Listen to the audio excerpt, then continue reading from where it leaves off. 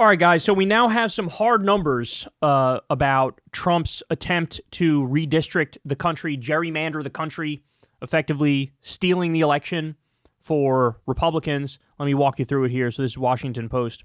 Trump's redistricting push could bring decades of Republican rule to the House.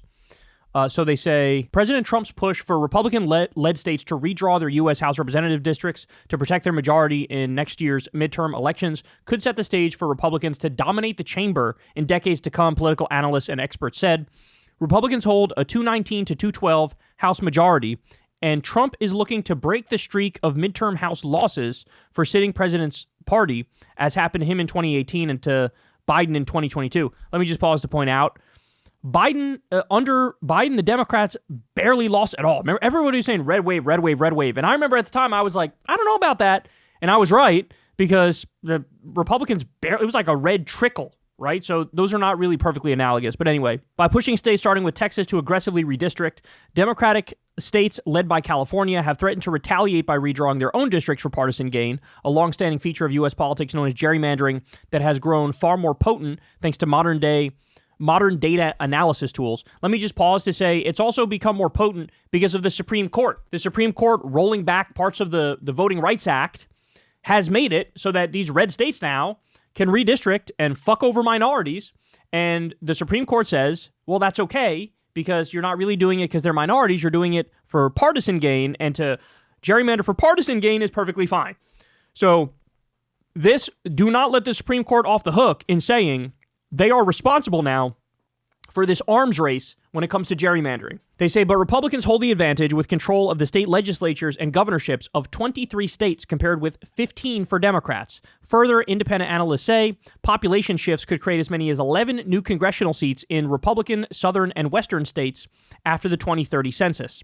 Democrats enjoyed 40 years of unbroken House control beginning in 1955 and ending in 1995, as conservative Southern Democrats defected to the Republican Party in earnest. The current redistricting battle has raised concerns about a new era of gerrymandering, with Republicans and Democrats jockeying for advantage and further dividing an already polarized nation.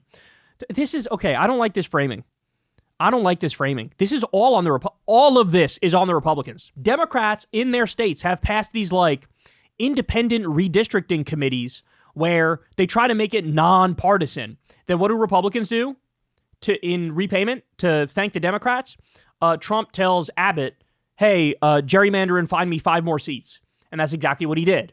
So the Democrats were trying to make it fair, were trying to be even-handed, and then they got fucking stabbed in the back as a result of it. So now Newsom had to step up and say, well, I'm going to fight fire with fire. Fuck you guys. Whatever you pick up in Texas, we're going to eliminate that in California. Right? And now we're off to the race, right? We're off to the races. And so do not do this both sides bullshit, because this is nothing but both sides bullshit here. Quote, I feel like it's cheating, said Adam Kinzinger, a Trump critic and former Republican congressman who lost his Illinois seat to redistricting after the 2020 census.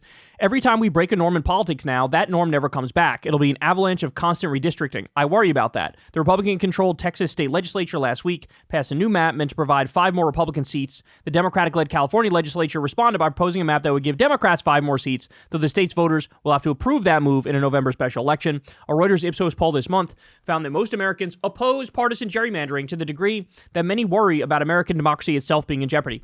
Yeah, but here's the thing, right? If Americans oppose it, who does the responsibility fall on? The Republicans who fired the first shot, who decided to cheat.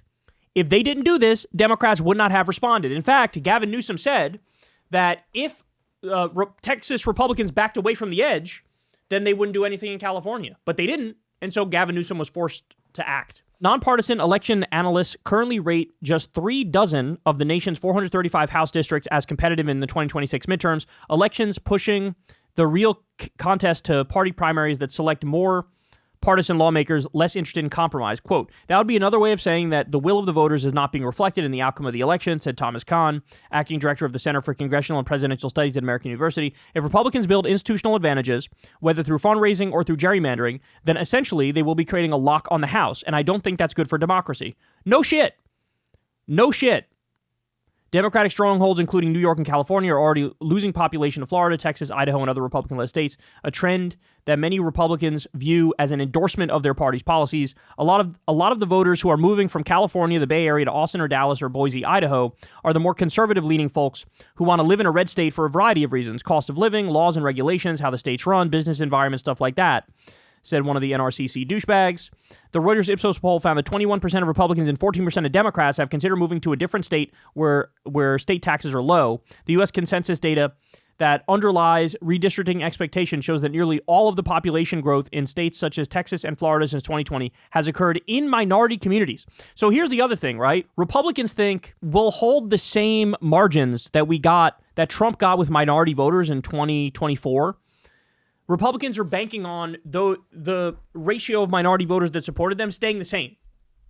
But if they don't, then the redistricting may just backfire in their face, right? So it's like they're trying to cheat, but if they fuck up bad enough and lose all these minorities, then they're kind of cooked. Like, they're going to lose anyway. And so that's what we're banking on right now. That's what we're banking on. But the most important takeaway here is if this goes to its logical conclusion and the gerrymandering competition continues, which it's almost certainly going to happen now because the first shot was fired and the retaliation happened, right? It looks like since Republicans hold the state legislatures and governorships of 23 states compared with only 15 for Democrats, that means Democrats will come out on the losing end of this because they simply don't have the numbers in order to gerrymander back. Like, they can't make up for everything the Republicans do. So it looks like it'll be about an 11 congressional seat majority for Republicans. They're rigging it to the tune of about 11 seats, right? But again, it's politics. There are other factors that come into play. If minorities break more for Democrats, as I think they will in the next election, that could change. But then it's like, what other tricks up the sleeve do Republicans have? Because we know they want to cheat. We know they're open about fucking cheating, right? So who knows what they'll be able to pull off, but now this was unavoidable. When Texas decided, like I saw some people sort of blaming Newsom and saying he shouldn't retaliate in kind. It's not on Newsom. You needed to be saying that shit to Governor Abbott. The second Governor Abbott in Texas decided, I'm going to cheat, I'm going to rig this, Newsom had to respond. He had to. He had no choice. And any Democratic state that can redistrict, that can gerrymander, now you have to. Now you have to. There's no way around it. Because they're going to, in every way that they can gerrymander to give themselves an advantage, you need to try to cancel it out however you can. And I get it. You're not going to be able to get all the way because it's just a numbers game and they hold more states, right?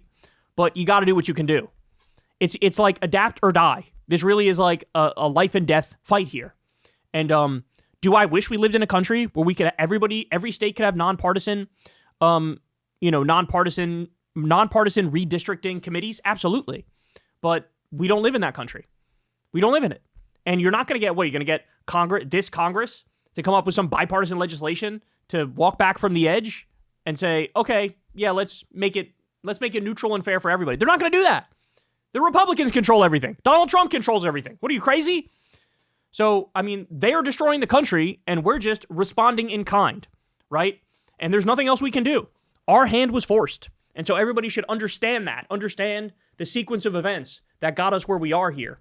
And God help us all, because this is one of many aspects of democracy that is falling apart. It's collapsing right in front of our eyes.